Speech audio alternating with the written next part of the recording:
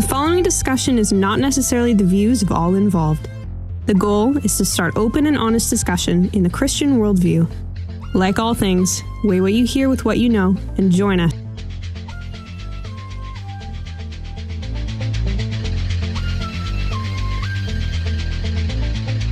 What was that? Do you remember we're doing a podcast right now? So funny. We need a little jingle. Let's get down and TiRT. What's up? Oh, TiRT dancing. We just need to find a Catholic, or one of us needs to convert. we'll draw straws. I'll go.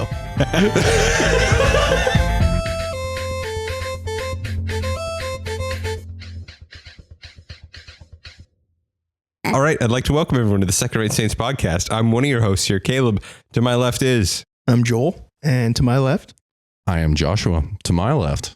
me, Caleb, which means we are missing both Colton and Stuart/Cole. This is a sad time, but we're going to have fun anyway. Joel, where can people find episodes with the other members? check us out at secondratesaints.com for all of our past and future episodes. If you'd like to get in touch with the podcast, you can use the chat feature on the website. You can comment on our YouTube videos, or you can email us at secondраtesaints@gmail.com. If you'd like to support the pod, check us out at buymeacoffee.com/secondраtesaints, or use the link in our website. Thanks for all of you who have supported so far, and let's get this pod on the road. Okay. We're going to start off with an age-old question, if you're a longtime listener of the pod. Josh, what have you read? I read a short story today that I listened to it, but it's like Scandalous. 30 minutes. It's The Last Question by Isaac Asimov. And he's the father of sci-fi, the way Tolkien is the father of fantasy. He wrote the Foundation series, which inspired Dune, which inspired Star Wars, which also inspired Warhammer 40K, which also inspired anything with a galactic empire. He wrote iRobot, all that stuff. Huge in sci-fi. And he wrote this short story, and it's awesome. So what happens in the short story, and then I'm going to read the ending part, which is just beautiful, is there's these two scientists that make this thing called the multivac, which is just it's a supercomputer. It's an AI that they can use to write and get any question. And it starts with them drinking because it just invented a satellite to orbit the sun to give Earth limitless energy. Like 5 seconds into being made. And they were like, this is going to save humanity. And then they start talking about how the one scientist says to the other, we'll have energy forever now. And the other scientist goes, not forever. He's like, what do you mean? He's like, well, the universe will die.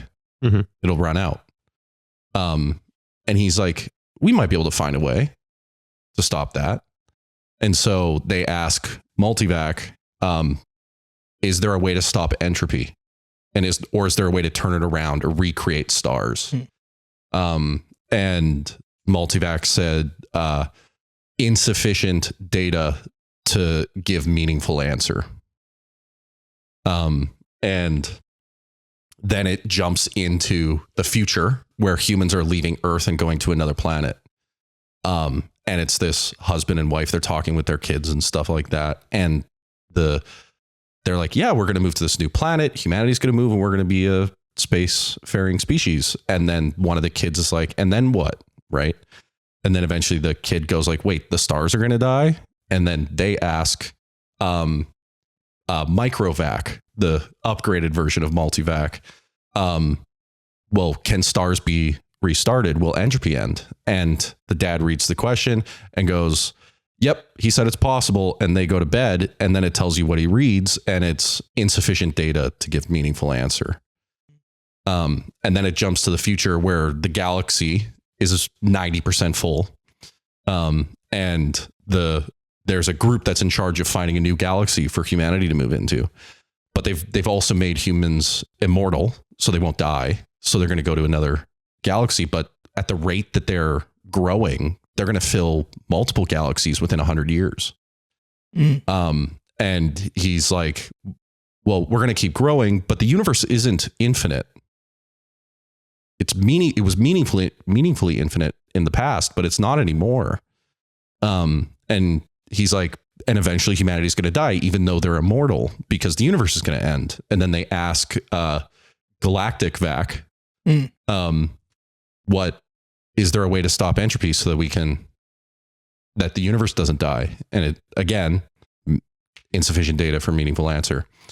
And then eventually they get to a point where humans are minds floating in the universe, but their bodies are located on planets, and they've covered every galaxy, and they've been immortal for billions of years. And eventually 2 minds are trying to find where the original Earth is, and they realize that the sun died and that all the suns are dying. And so they ask universal vac, which exists in hyperspace separate from reality.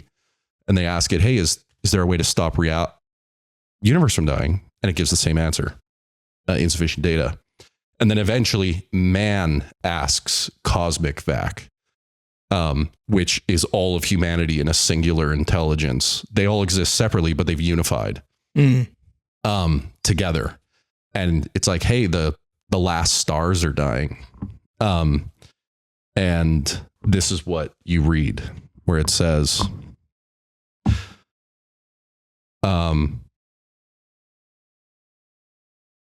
where is it? Yeah. The stars and galaxies died and man said, when will you have enough data to answer the question? The cosmic AC said, there is as yet insufficient data for meaningful answer. Will you keep working on it? Asked man. The cosmic AC said, I will. Man said, we shall wait. The stars and galaxies died and snuffed out. Space grew black after 10 trillion years of running down. One by one, man fused with AC, each physical body losing its mental identity in a manner that was somehow not loss, but gain. Man's last mind paused before fusion, looking over a space that included nothing but the dregs of one last dark star and nothing beside but incredibly thin matter, agitating randomly at the tags of the ends of heat wavering out. Man said, AC, is this the end? Can this chaos not be reversed into the universe once more? Can this not be done? AC said, there is yet insufficient data. Man's last mind fused and only AC existed, and that was in hyperspace. Matter and energy had ended with it space and time. Even AC existed only for the sake of one last question that it had never answered from the time a half-drunken computer technician 10 trillion years before had asked the question of a computer that was to AC far less than what was man to man, the unified intelligence. All other questions have been answered, and until the last question was answered also, AC might not release his consciousness. All collected data had come to a final end. Nothing was left to be collected, but all collected data had yet to be completely correlated and put together in all possible relationships. A timeless interval was spent in doing that. And it came to pass that AC learned how to reverse the direction of entropy. But there was now no man to whom AC might give the answer to that last question. No matter, the answer, by demonstration, would be taken care of. By demonstration would take care of that too.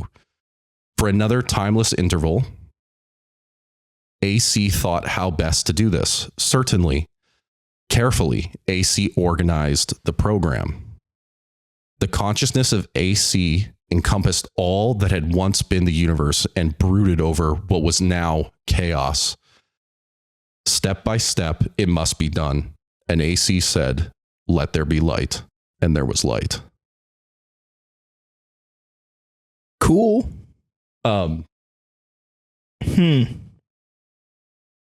What I liked about that was that the recreation of the new universe was at the culmination of man in unity with itself and with quote unquote God. Yeah. It's a created thing. It's insufficient. Yeah. But the going back to what was, the computer realized that the created order as God had made it was the answer to the why is there entropy? The first thing spoken was the answer to the last question of why is it ending? Yeah. Yeah, I don't know. Not my cup of tea. Yeah. Sorry. I like it. It's cool. Yeah. I just Googled the book. Yeah. First review I saw, 1 star. I didn't read it, but I know the concept from a reel explaining the contents of the book. Hey, don't be that guy. Don't listen to this podcast and go give it a 1 star on Google reviews. What the heck? And then he says his car radio would be smarter than the AI. It's a really stupid review, but I mean, yeah. All right. I like that, Josh. I like short stories. Mm-hmm. I think the last one I read was The Leaf by Niggle, which we had a good chat about. Does this have any religious affiliation? So Isaac Asimov historically was not Christian. Okay, that's what I thought, yeah. Yeah.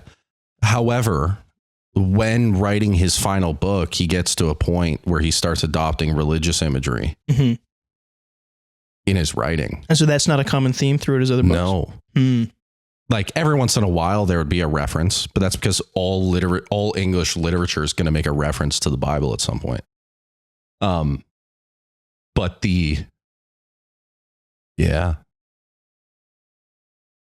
Would you like me to read the comment on the review? Yeah. It's very good. Yeah. I didn't read the book, but I know the concept from a reel explaining the contents of this book. My response, laughing face. That's probably the most foolish thing that computer as a computer would do. What? Concept of God aside, which I don't know how you can do that, but concept of God aside, if this computer knows how to reverse the entropy but doesn't calculate that humans wouldn't hear its response, even if it reversed the entropy to make humans listen to its response, probably the most foolish thing a machine could do.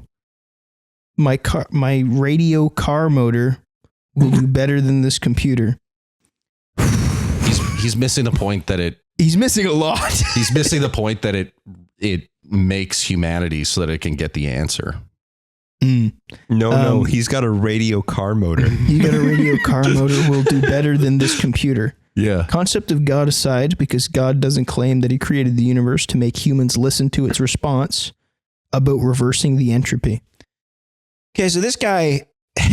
Well, because the whole concept of entropy is that chaos eventually takes over. And this guy is living proof that the longer you... I don't know. I don't know about that. I think it's not chaos. It's death. Now, I know there's difference. Yes. I think because chaos is pre-creation. Death is created order being corrupted. Yes. And I don't know if those are necessarily the same. Fair. I would say that there's a similarity in the like flood narrative where it gets reduced to chaos. Yep. And it's death, but the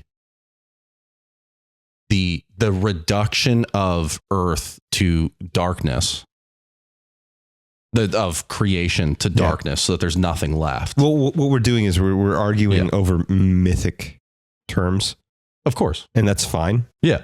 Well, that's what it is. Yeah. I'm not sure if I play its game enough to say that pre-created state was the heat death of the universe. No. I don't think it is. But that's the claim that's going on there.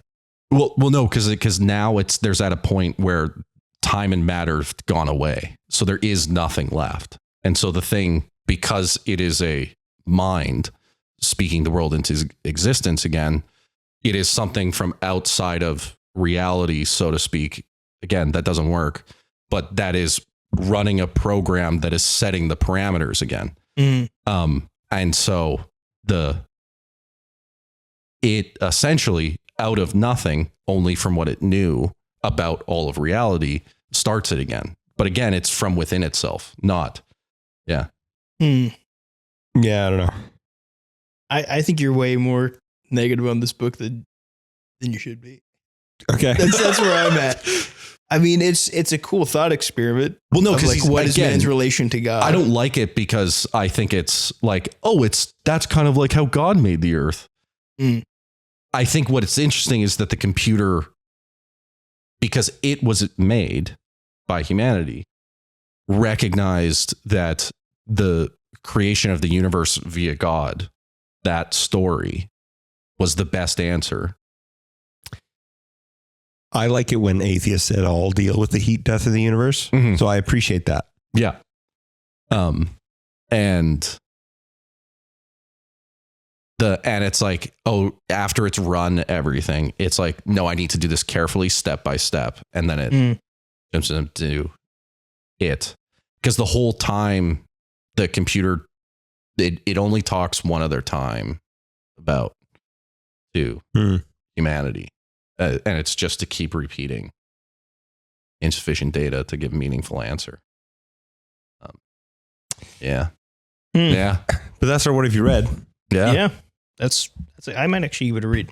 Yeah. It's super quick. There's a good podcast channel called Great Stories, The Great Stories. They got some of Dostoevsky's short stories, stuff like that. And this one guy reads them out, and it's really good. What would you rate it 1 to 5? The story? Oh, it's a 3. Yeah. There's no cover that I've seen, but you could probably look one up. Let me figure out if there's a cover here. Wow. Yeah, we got I can't actually find a cover for it as well. Oh, I got a cover. Oh, it's a 2. So now we're reviewing book covers that we. It's actually a seen. 25-cent magazine called Science I'm looking Quarterly. at. Yeah, it's 10 out of 10 for me, dude. I mean, it's some great art. Deus Ex Machina by Robert Randall. Beautiful. Remember, the listener can't see these things we're talking about. It's Science Fiction Quarterly in November. Yeah, look up Last Question. From 1956. Yeah. And it's just a guy holding I assume is a gun. Yeah. And then a bunch of aliens worshiping him. Yeah. Pretty cool. That's probably from Deus Ex Machina. I don't think that's actually from Last Question. That is in the... But cool. Yeah. Thanks, Josh, for bringing that to the table. I don't think we've had a ton of sci-fi. No. I think we talked about Hyperion one time, but that's about it. Yeah. Yeah. Yeah. Short stories are great. They're good concept generators. I agree. And great for, I think short stories are the closest thing the modern world gets to parables. That's true. I will have to think about that because I don't immediately want to say yes. Cool. Today is actually a TiRT episode, which we haven't done in a while. Or at least I haven't. I think there was one where I wasn't there. Maybe there isn't. I don't know. But yes, Colton did the questions. Colton did the cues. Shoot. Hey, brothers in Christ. Let's get into our thoughts in real time episode. We need a little jingle for thoughts in real time. Oh, what? Yeah. Like let's get down and turdy. What's up? Oh no. Brutal. For some reason, I thought turdy dancing. Was it what's the game show Millionaire? Who wants to be a TiRT? Who wants to be a millionaire? Like when they start the question. Oh, that'd be sick. It would give me a reason to have a soundboard. Yeah. Oh, that'd be awesome. Okay, if someone wants to donate a soundboard, go to buymeacoffee.com. We can buy a stream deck for like $50. Yeah, fair enough. It's just editing becomes a pain. No. I guess it's live editing, but then I'm just going to be irresponsible with it. Yeah. There's something I was going to say. I can't remember what it was. And so that makes me the perfect host of this TiRT episode. Woo! Woo! Yeah, let's do it. A TiRT episode is where we take a bunch of comments from all of you guys out there that are listening to the podcast and through multiple means send us whatever question you have for us. Sometimes they're a bit goofy and sometimes they're very serious and deserve respect. Are you one of letting those us know? we skew towards more than the other, but yeah, let's get into it in no particular order. Boom. What do you guys think of the Tim Mackey and Bible Project? I'll leave that one pretty open-ended. We can give kind of our one-word answer or give a little bit of an explanation, but 8 out of 10. 8 out of 10? Would recommend. Would recommend. Josh? Same. Be cautious with his theology on hell. I believe he's an annihilationist, isn't he? He is a eventual universalist.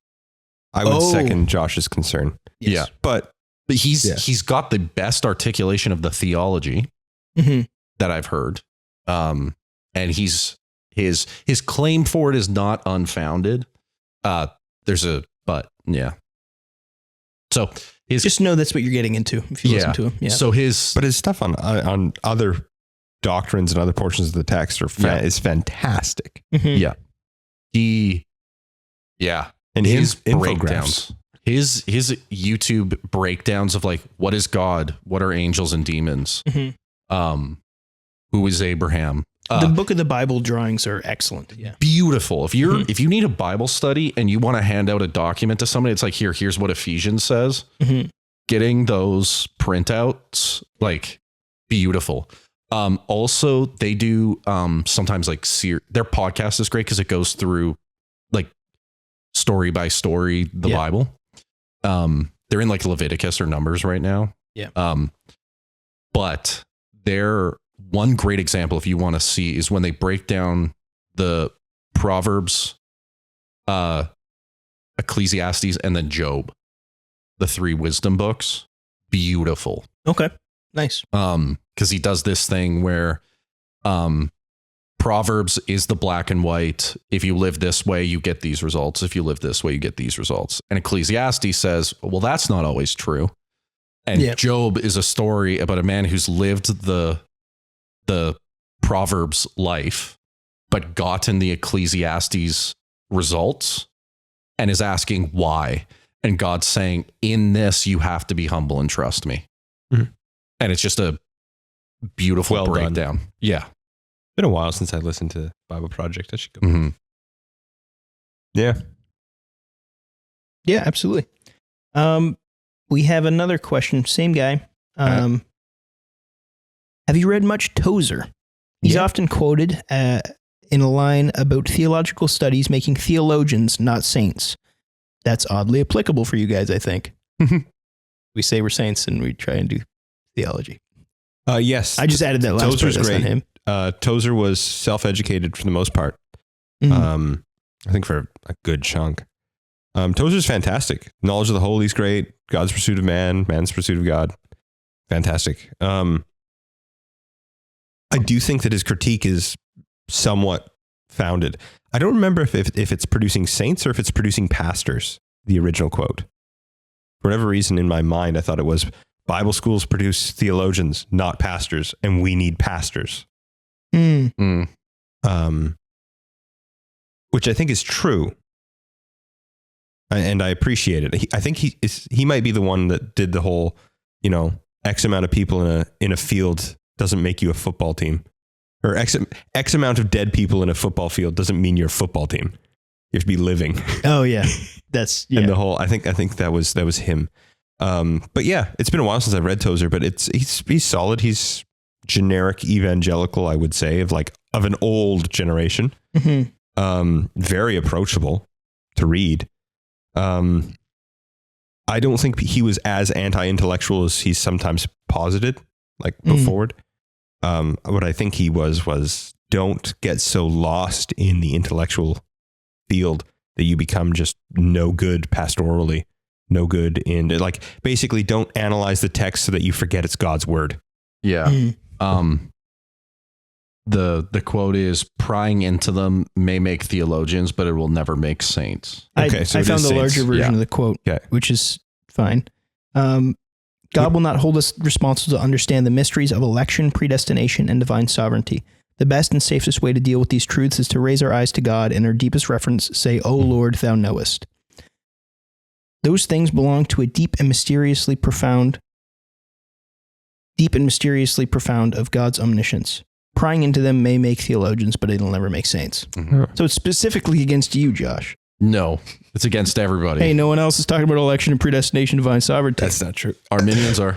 No, we just avoid answering the question. I could have sworn he has a quote, and I might be mixing up the quotes. I could have sworn he has a quote against Bible schools producing theologians, not pastors. There was a couple of them that came up. That's the most obvious one that looks like it's one he's referring to. Gotcha. But could be any. I disagree with that. I think all through Scripture there's a connection between knowing and loving, and I think that to know God is to love God, and also to love God is to know God. Right. So it's one of those things where I think maybe it doesn't manifest itself exactly the same throughout everyone's spiritual walk, but a desire to love God is usually connected to a desire to know God. I think it's also a product of his time, right? Mhm. For sure. And so today, if you go to at least an Orthodox Bible believing or college, there's a temptation in your pastoral program to dumb it down. Mm-hmm.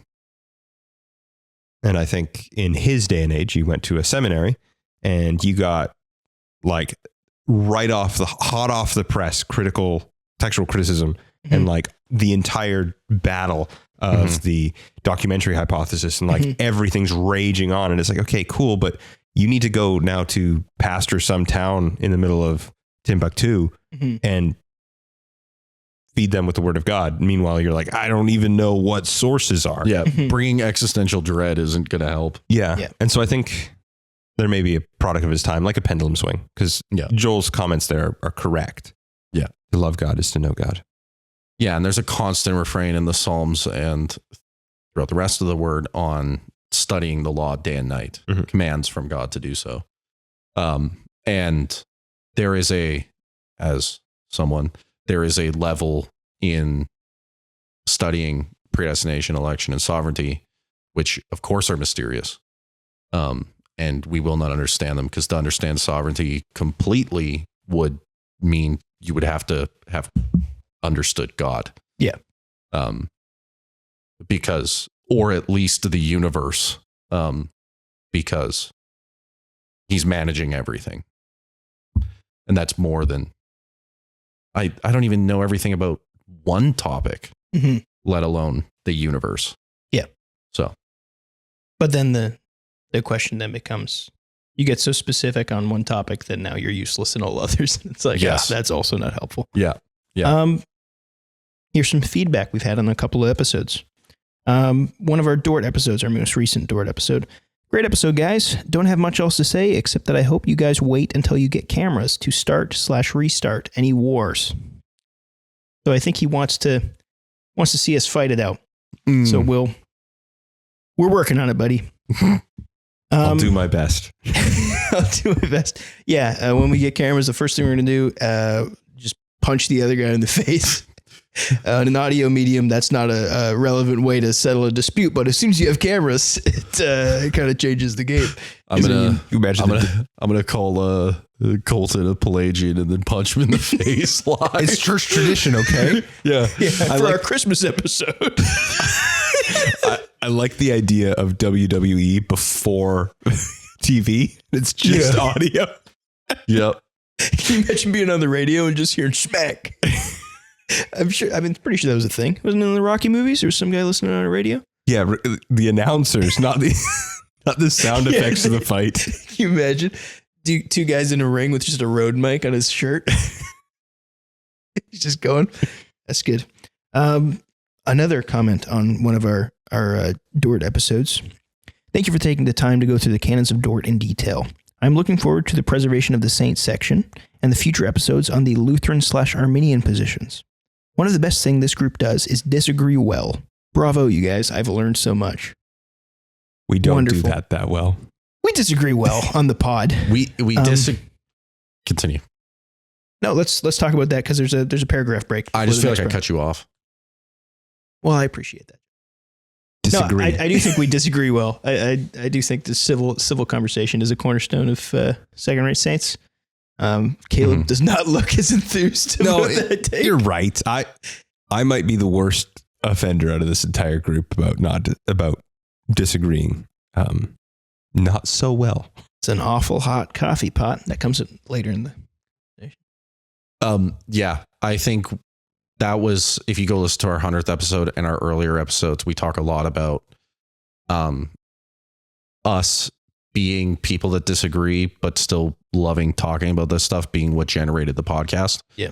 And what generated a lot of our friendship. And so that's important to hear that people do that we are doing that. I think, of course, like Caleb was saying, we can always improve. Okay. As we continue, people will continue to enjoy it. It's also so hard to find meaningful discourse online, like actual interdenominational discussion and repeated. Yeah.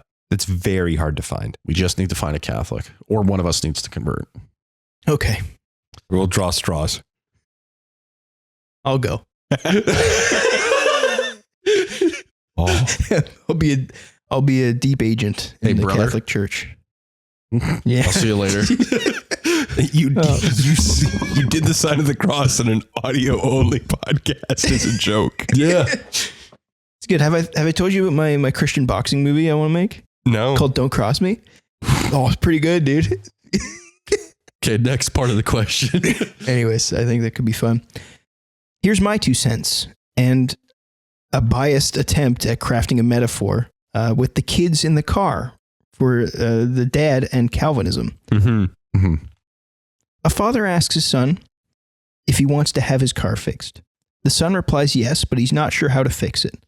The father hands him the keys and tells him to go outside and take a look. The son runs to the garage knowing the father handed him the keys for a reason. The car cranks up just as is expected. The son then backs inside and thanks his father for doing what he could not do for himself. And then he drives the car to heaven or buys a coffee pot. I don't know.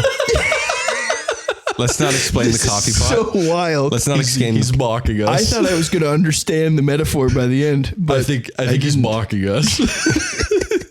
feel free to rip that to shreds or not. It's not nearly as entertaining as Caleb's version where the son is chained in the garage.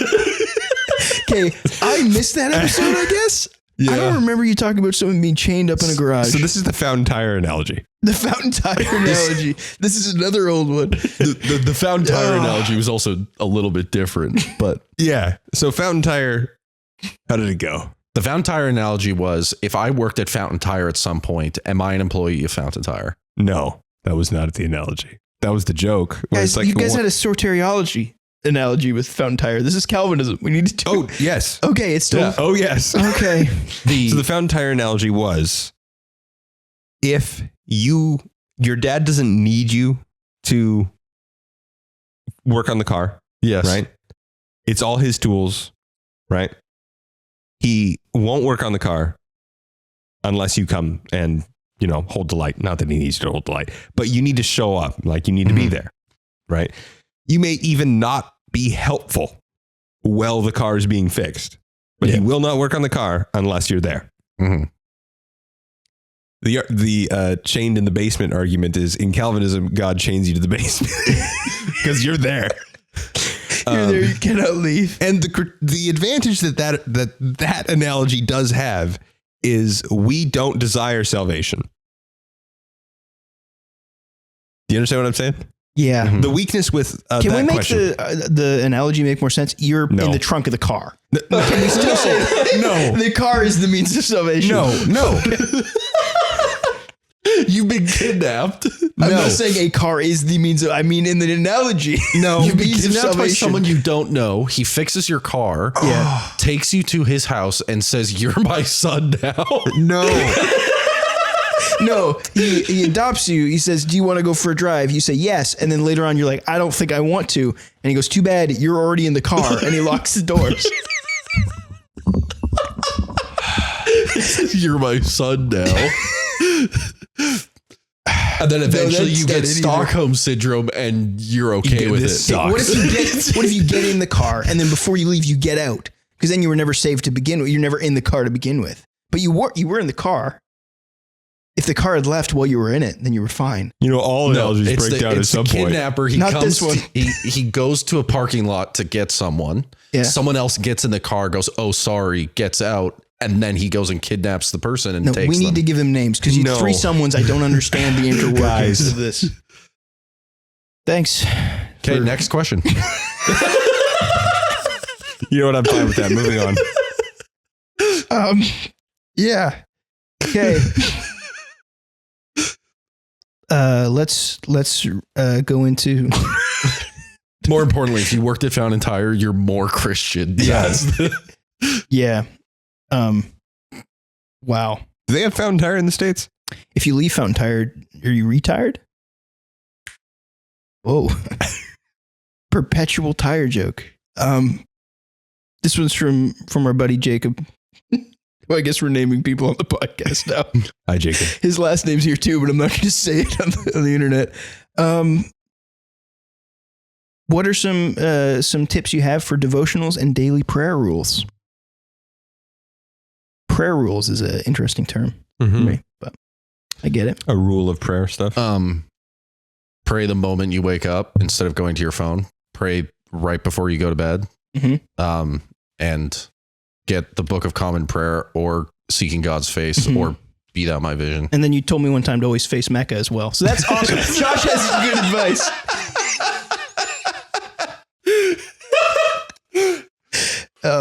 Make sure you're facing Mecca for the first one, Jerusalem for the second one. And then get yourself New a York. New York for the midday one right before lunch. Shoot. Just get a lazy Susan with a yoga mat on it. So you're facing every. Just anyways. So that was irreverent. Sorry. Everything I said except for Mecca. Yeah. So New York. No. Everything Josh said, like waking up in the morning, right before you go to bed. I actually think praying at noonday is fantastic, or at least like whenever your lunch break is. That's what I do. And if you're struggling to like build your own rule of prayer, which I think we could probably do a whole episode on. If you're struggling to build your own, do something like pick up Be Thou My Vision or the Book of Common Prayer or one of many other prayer books out there. Yeah. If you're Reformed, the Seeking God's Face is a good one. Seeking God's Face. What do you mean by that? It's a prayer book. Oh, okay, cool. Yeah. It has a... If you're capital R Reformed. Yes. It has a blessing at the beginning. An invitation verse. Then it's 2 passages. In between the invitation and the first passage, there's a little quiet section to meditate. You read the 2 passages. You sit there quietly. Then there's like a reflection that says like, hey, read it again or read it again loud. Like out loud. You read it again. And then it like, you pray on it. And then there's like 3 programmed prayers for specific things related to the text. Nice. And then there's a written prayer.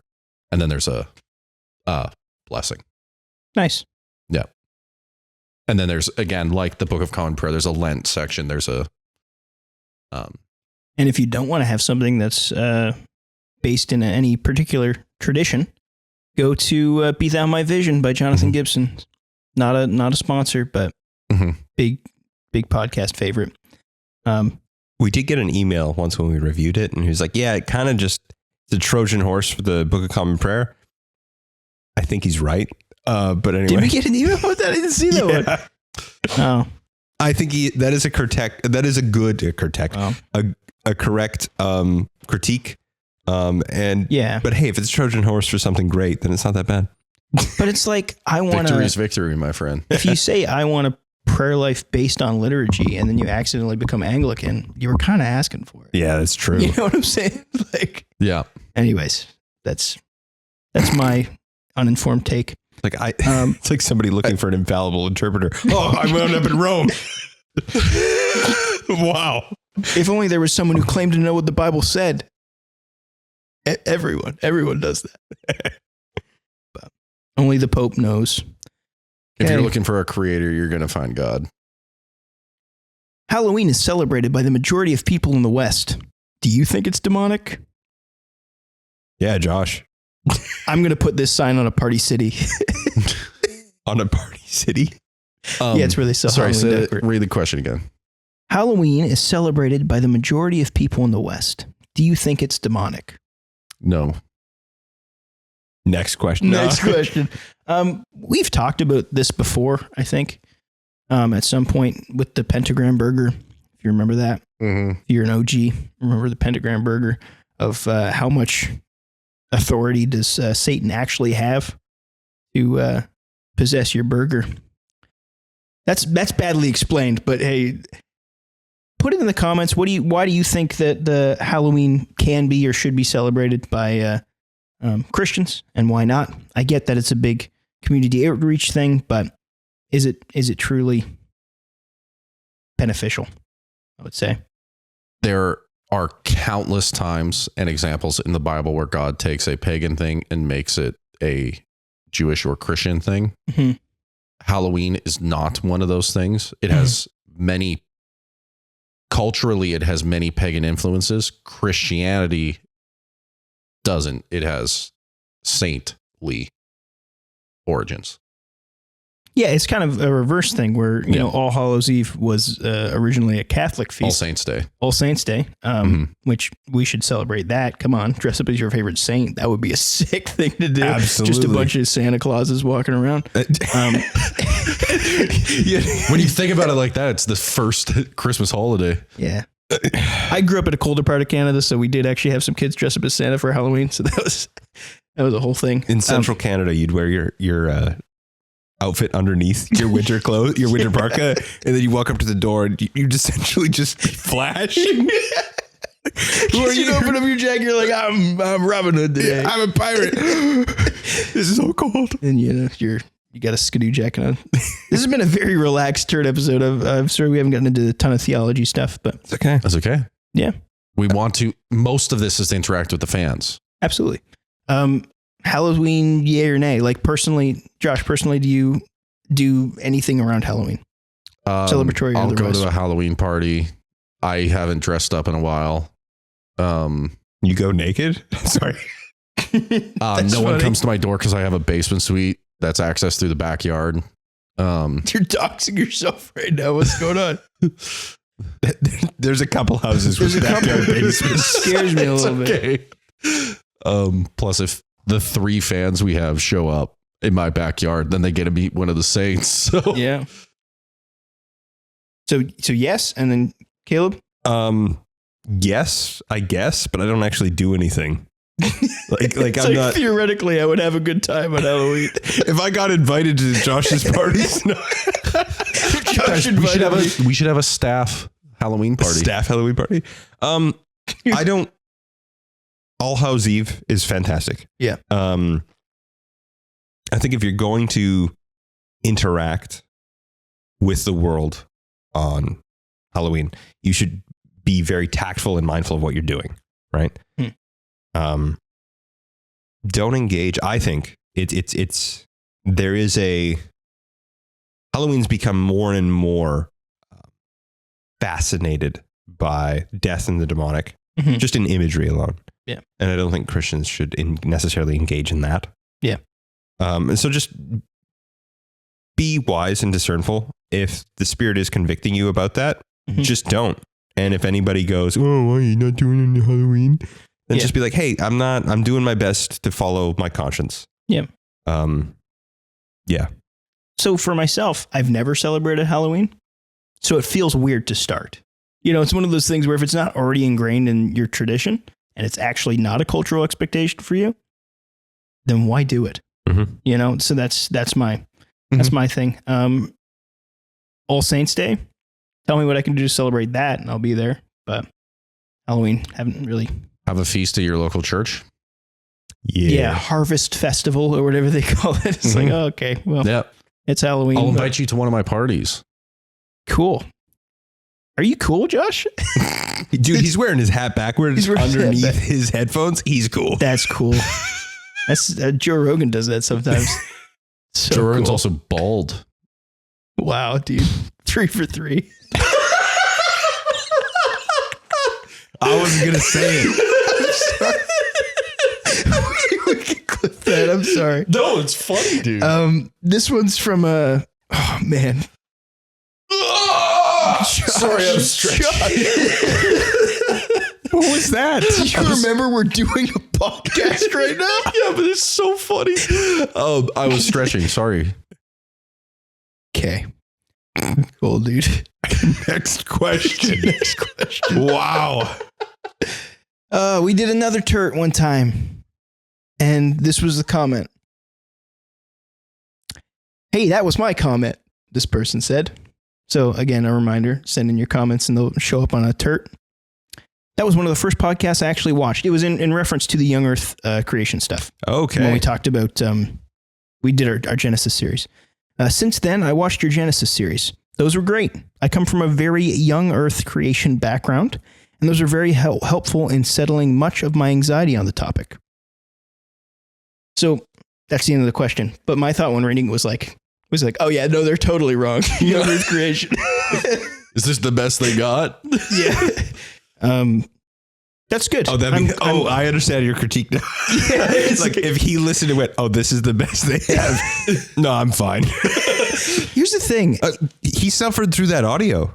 Our audio was a little bit rough then, but listening through somebody else's discussion on something you might not necessarily agree with, that does actually settle anxiety, whether you figure it out or not. It's like, oh, this is what the other side believes. No, I definitely don't believe that. Or the other way around. It's like, oh, this makes a lot more sense than what I previously understood. Yeah. And having Colton there actually was invaluable for that discussion. Yeah, he typically likes to defend the young Earth creation. Yeah, and so it was great to balance that out. Mm-hmm. In the moment, I don't know if I necessarily valued that as much as I do now, but yeah. Yep. Yeah. I think one of the most important aspects of learning is listening properly to the opposite side or to anyone that you're talking to. Yeah.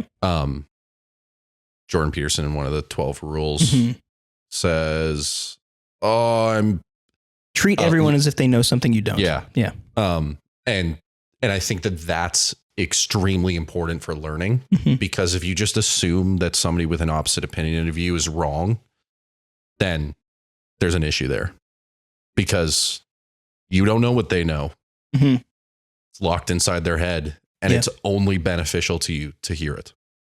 And it's one of those things where everybody is a microcosm of everything they've ever understood. Right? Yes. And so you don't necessarily know what pre-knowledge they have. And so just listening to somebody and letting them kind of go back and explain what led them to that opinion. It's 10 out of 10. Well, also, there's just like levels of thought that like really helps with this, where it's like, we're all human. I know things and I think I'm right. You know things and you think you're right. About topics. Nobody holds a topic and they're like, I'm wrong. Yeah. And so, but why is it that you think you're right? I need to know that because I know, Joel, you're not stupid. Thanks. And if we disagree, well, maybe there's a legitimate reason why he believes what he believes. And so I need to listen to what you're saying because it only benefits me if you're wrong or if you say a good point, but it's still wrong, then that's another avenue for me to defend what I believe. If you're right, then I was wrong and I need to be corrected. And so it only benefits me to listen to you. Absolutely. Yeah, there was a quote I heard not too long ago that if every debate is seeking truth, then nobody loses. Yeah. Right? You only become closer to truth. Yeah. And it's like, nice. Yeah. I like that. Well, and it's do you want to be wrong? I think some people don't care enough about the truth. They only see the utility of being wrong. Yes. But knowing you're wrong is like a weird negative affirmation where you're like, this might work, but it's incorrect. My point stands that it's, if that's your assumption, this thought of like, do you want to be wrong? There's 9 billion people on Earth. Yeah. You don't know everything they know. This is true. Statistically, you're wrong. Yes. About something. But you can't be specific about what the thing that you were wrong. Yeah. And the only way you know or defeat what you have is wrong. All of human history has been humans learning that they're wrong and learning something new. Yes. And to say that you've arrived at the answer, you, this person that lives in a basement suite somewhere, is, yeah. Hey. That's all of us. Yeah. Fair enough, man. So. But you need a certain amount of arrogance to push forward as well. To know that, hey, everyone else might be wrong and you might be right. Yes. This is just epistemology, guys. Yeah, I know. You get oh man, we have a fun epistemology episode coming down the pipeline for you guys. So look out for that. Maybe we should just move on to something else. But epistemology is wild when you think about cosmology. If you think about it, epistemology is wild. Epistemology is wild if you think about it. That's a dumb sentence. Yes. So, okay, let's dive into something that we've been talking about recently. Oh, never mind. This wasn't recently. This is a little while ago. This is in Genesis. A piece of this chapter that would be fun to explore. I don't remember what episode this was under, but in a TiRT is the Melchizedeck symbolism, as well as the fulfillment of promises in Abraham. These two characters in Genesis culminating in David, and how they are all three pointing towards the fulfillment of these promises by another Melchizedeck figure to bring the indwelling of his presence among his people. He will be their God, and they will be his people. He said three people, but I can't see. Jesus. Oh, it's Jesus. Okay, cool. Oh no, it's Melchizedek, Abraham, and David. Oh, okay. mm-hmm. He's calling Abraham a Melchizedek figure? No, is the Melchizedek symbolism? Oh yeah, I guess he would be. I mean, you can go there if you want. I suppose. I think it's more that it's because it's the Melchizedek symbolism as well as the fulfillment of promises to Abraham. These two characters culminating in Genesis or culminating in David. So Josh, you're kind of the Melchizedek figure symbolism guy, or at least you brought it up in a previous episode. Mm-hmm. How do you see? Because the idea is that Melchizedek is a priest outside of a priestly line, right? Mm-hmm. How do you see that culminating in David? David does take on, like we're stressing in the Samuel episodes, he starts to take on semi-priestly duties as someone who takes the ark into the city, dancing in front of the ark. He wants to rebuild the temple, but his son's going to do it. Stuff like that. Yeah. He's in direct communication to the Lord in ways that Saul wasn't. Okay. And Saul was presented as like a prophet king. King for prophet. Yeah. Yeah. And then with Abraham, which is odd, but I think the connection there is he institutes circumcision. Okay. And then there's also patterns in which he's offering sacrifices, specifically Isaac, in the way that a priest would. But then there's that like Isaac, the sacrifice of Isaac is presented also like Christ's sacrifice to God, the once for all sacrifice, which is very Melchizedekian themes in Hebrews. What do you think of the people that say Melchizedek is Jesus? What do I think about those people? I think they're mistaking typology for Christophany. Yes, he's correct. I would agree. Yeah. Care to elaborate on that? It's easy to make the mistake that when you see like Christophany is Christ present in the Old Testament, or theophany, God present, like the man that comes to Abraham. Yep. Sorry, say it. It's a debatable Christophany or theophany. Yeah, I don't. Do you think that there are theophanies in? Do you think the theophanies in the Old Testament are Christophanies? Again, there's high probability that every physical representation of God is Christ. Yes. Yes. Except for the Sinai. That's for sure the Father. Because it's from there that he sends out the angel of the Lord. The angel of the Lord brings them to Sinai. God appears, and then he says, I'm sending out another in front of you. He's going to go with you, because if I go with you, you'll die. But he will go with you. And then, it's the angel of the Lord. Good answer. So, that would be another theophany. Anyways, but, I think Christophany, a presentation of Christ in the Old Testament, but with typology, it's characters or individuals that are emblematic of what Christ will be like. They're there for theological presentation, laying on images that culminate and built in Christ.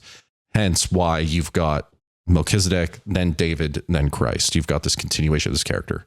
Or other characters like the prophets, the agents that God starts periods of time with.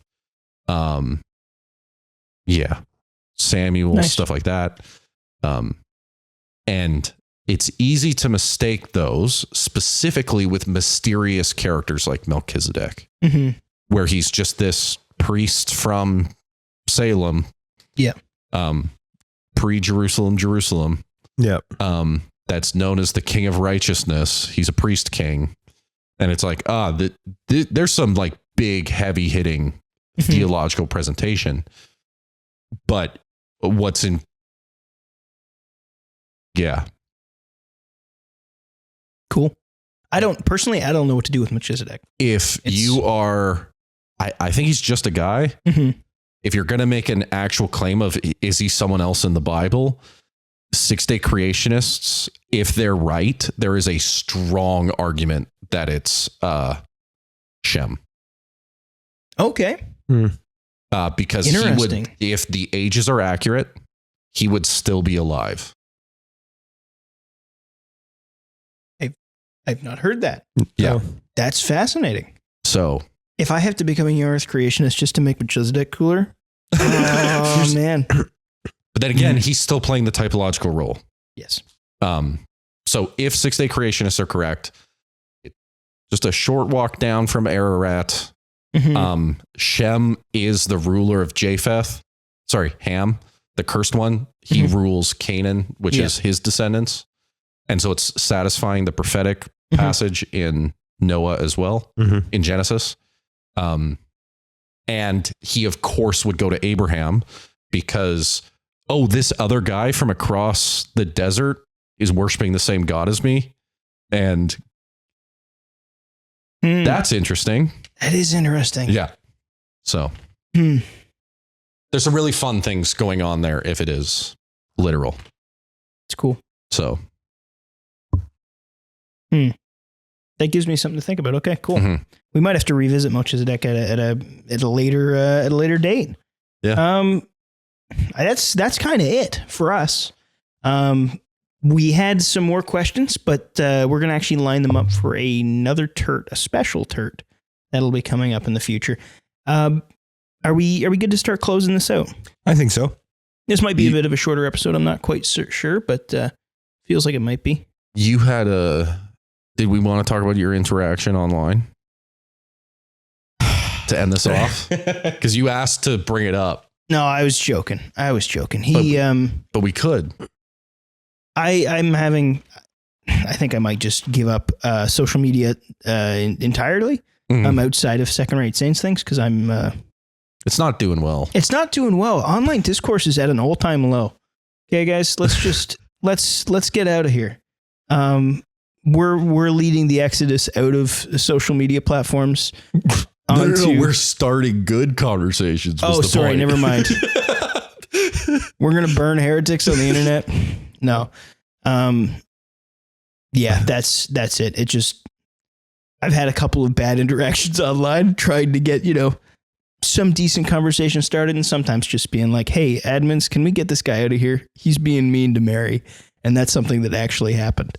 There's somebody that was irreverently speaking of the mother of our Lord, mother of God. And I messaged the one God chose to be born from. Yeah. I commented under the thing. I'm like, hey, you believe she's divine or, sinless or whatever. You can believe that I don't think that's true. Or you can be very against it. And that might be true. I'm against, the Immaculate Conception. I don't believe that's the thing. But this guy was speaking in such a way that I was like, this is close to blasphemy. So I'm gonna, even if she's not divine, this is still Christ's mother. And I just commented and said, hey, admins, can we get this guy out of here? And it worked. And that was fine. Admins did their job. Then I tried it again when somebody was talking about transubstantiation. Mm. And you know what? He wasn't even wrong. He just made his argument in a very, I think, distasteful and without any kind of what's the word we always use? Ecclesiastical Bad faith. dialogue. Oh, Ecclesiological dialogue. Is that right? No. I mean, that is a term. Okay. Anyways, without any kind of like respect for the Theological argument. triage. Maybe. But transubstantiation is somewhere on that list that I'm not comfortable ranking. Irenic. Irenic? I don't know what that means. Okay, never mind. Okay, well, shoot. Ironic. No. Ironic. Anyways, this is enough about my online adventures. Basically, I tried it again, but this time the guy just got really angry because I said I thought he was a bot. Yeah. Basically, It didn't work. this is a good thing to bring up, like on a larger discussion of like, if you're a fan of this show and we want you to respond and Yes. we want you to discuss in the comments and we want you to talk with us. Mm-hmm. But just do so with good character. Yeah. Yeah. Yeah, I agree. You know, I've been bad at that, Yeah. but I usually don't actually engage online. I get very angry at their comments and I'm like, you know what? I'm done. Yeah. And usually when I get angry, I get apathetic. So I'll just leave. Mhm. Which makes me not a very fun person to argue with. Okay. So let's wrap this thing up. I feel like that was not what? What?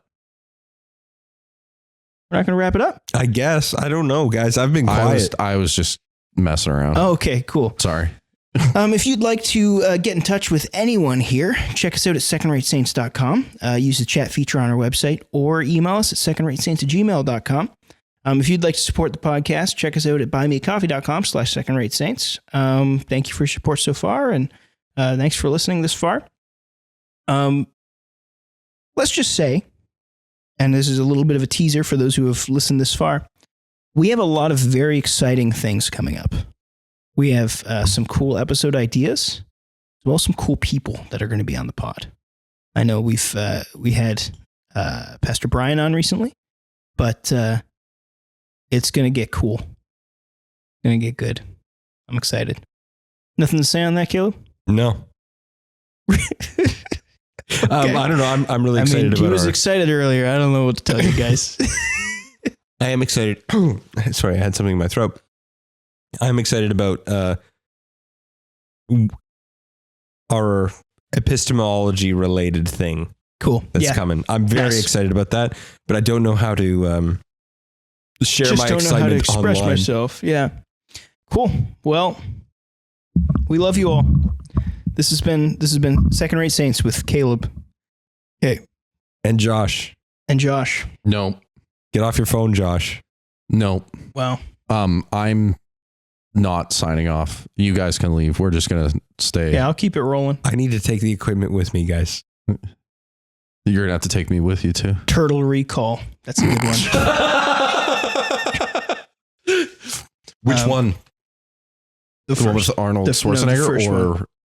I didn't see or with him. the penguin? I didn't see. Oh, darn. There's a penguin in it? Colin Farrell. Colin Farrell. Oh, I thought there was a penguin in it. What up? Are Hey, you gonna? can someone hit that button? No, I don't feel like doing I it. like the derail. The derail was kind of the whole episode. I'm so sorry, guys. Don't apologize.